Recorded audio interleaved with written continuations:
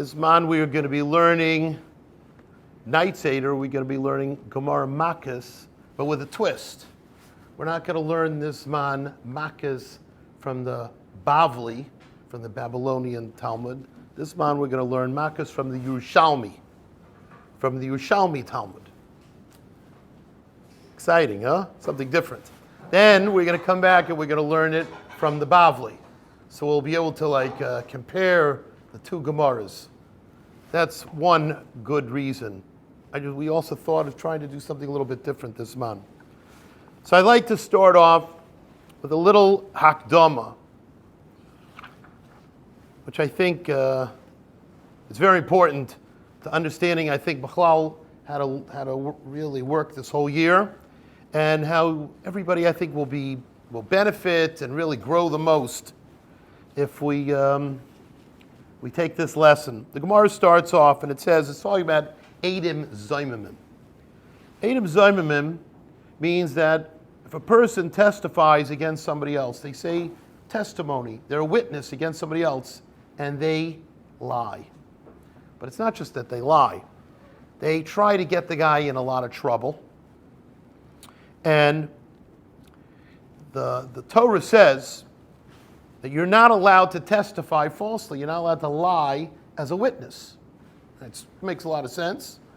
But it's more than that. Torah says if you do that, it's an Aveira and you're going to get Malchus. You're going to get lashes. 39 lashes. And we'll see in the Gemara, the Mishnayos and the Gemara, how that's given out. But says the Gemara, there's a mitzvah, it says, Loisane berei'acha eid shoker. You cannot testify falsely against your friend. So it's a little bit weird. Why? Because here we also have the mitzvah of Eidim Zomimim. And that is that you cannot testify to try to get something bad's going to happen to that person. And if you do, then whatever you try to do to that person, as they say, bounces off him and sticks to you. You end up getting that punishment. So if you try to get somebody else to owe money or to get in a lot of trouble, it's going to come back and hit you. So the Gemara says, 1 second. And what does that say? It says, V'asisem loy kasher zomam la'asois le'ochiv. We do to the guy, to the false witness, as he tried to do to his friend. How he tried to do to his achiv, to his, what's achiv? His what? His brother. As he tried to do with his brother. So the Gemara says, hello, how does it work? If you're testifying falsely, do you get lashes? Do you get malchus? Or do we do with you like you tried to do to the other guy?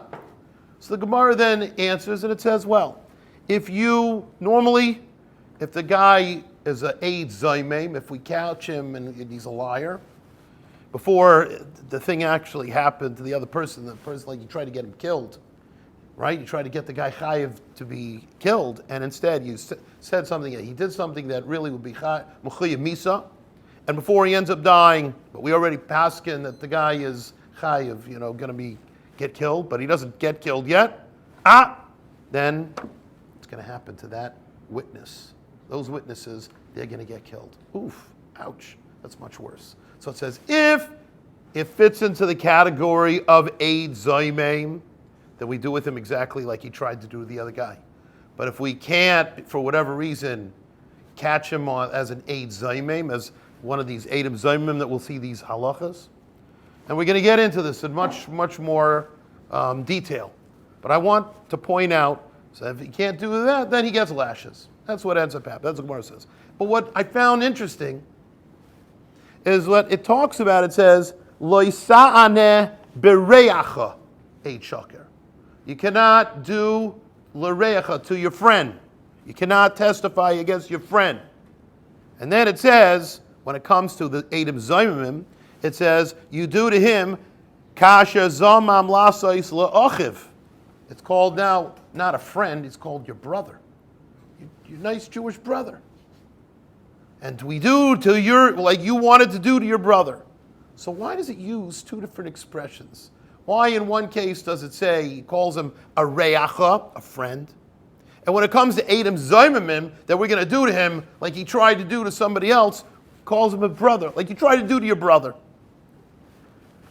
And I think the Vard is like this. Really, the word, and I've said this in other places, the word Rei'acha, what have I said? The word Rei'acha is friend, but it also has the word Ra in it. It's not the best friend. It's kind of a friend that you have like a little bit of a jealousy of, competition with. That's the kind of guy. So what happens? You might end up, it says, you cannot testify against your Rei'acha, your friend, but he's a friend that you're jealous of, whatever, lie about him. However, you're going to try to get the guy in serious trouble, and he's going to be, lose out, or he might be Mechuyev Misa. So then the Pasuk says, we do to you like you tried to do to your brother. Meaning to say, wake up. This is your brother. This is your Jewish brother. This is not just some other nobody. This is a Jewish brother of yours. How can you do that to your brother? So we do to you like you try to do to your brother. That's when you end up getting it. You end up getting Misa, or something much worse than Malchus, when it's something that you tried to do to your brother. A person should have treated him like a brother. Rabbi Sai, that is really, if you want to be Matzliach, everybody's got to treat each other like brothers, not just friends. Now, of course, there's going to be some competition on the basketball court. I'm not going to say not, and there's going to be competition in learning, and there's going to be competition in a lot of things. But remember, if you act like brothers, it becomes the greatest level. It's not just this competition. Everybody benefits. Everybody gains. Everybody becomes much, much higher level, and everyone benefits. When you see your brother singing, jump in and dance. Jump in and join him. Get up there. He's singing, you get up there and sing with him. He needs a little help, go up and help your brother. Remember, if you treat everybody like a brother, you will gain immensely, and everyone will gain immensely. This is an opportunity for everybody this year to grow so much. And I say this every year, how the year flies by. All right? I see the guys, they've been around a little bit, they're smiling like, yep, it's true. It flies by. I know, some guys, they have like a calendar and they start crossing off the days. They're marking off. However, Rabbi Sai, those days go by so fast. Don't just cross off days.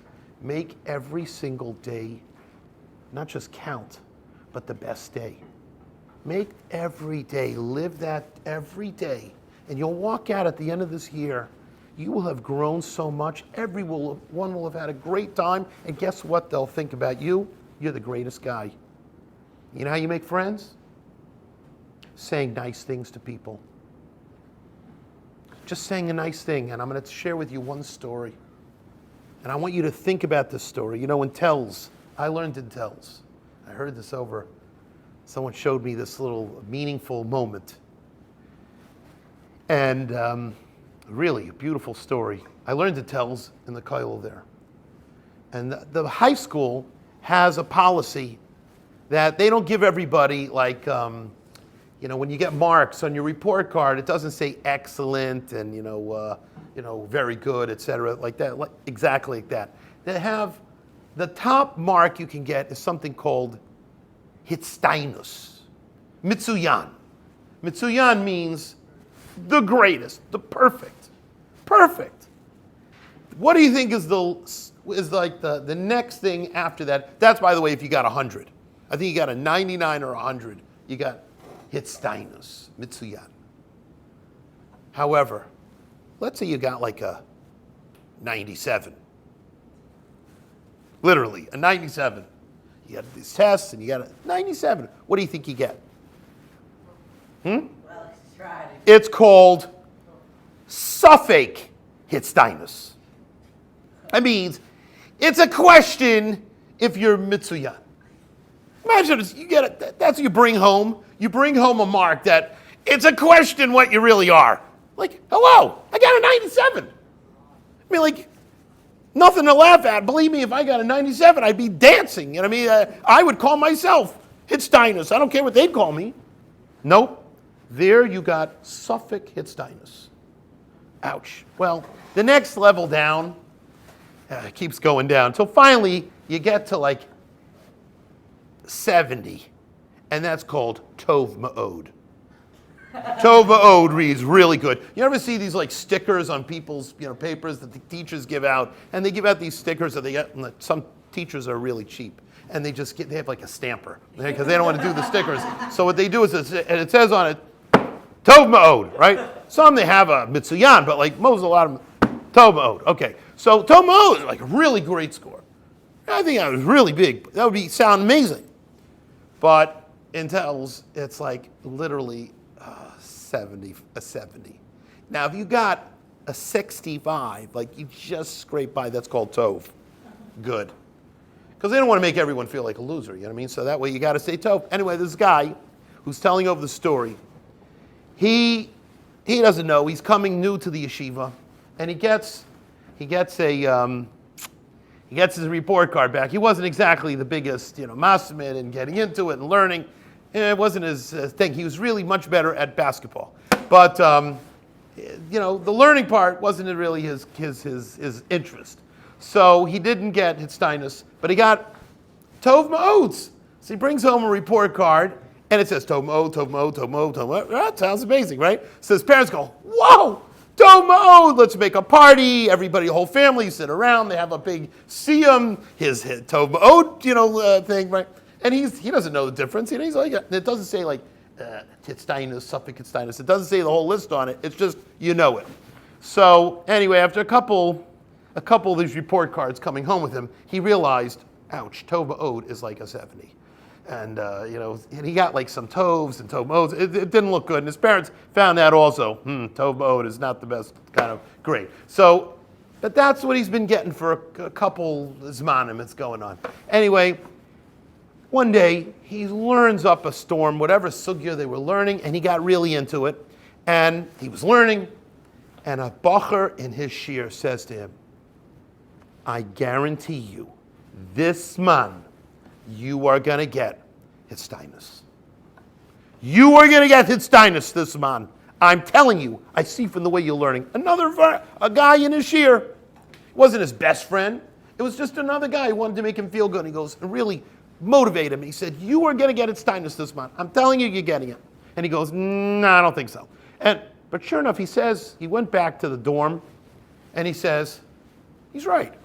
Why shouldn't I get Hitzsteinus? Why not? Why shouldn't I be a Hitzsteinus guy? So the next day comes to shir, really gives it his all. And the next day, and the next day. And that's man. What do you think happened? Steinus.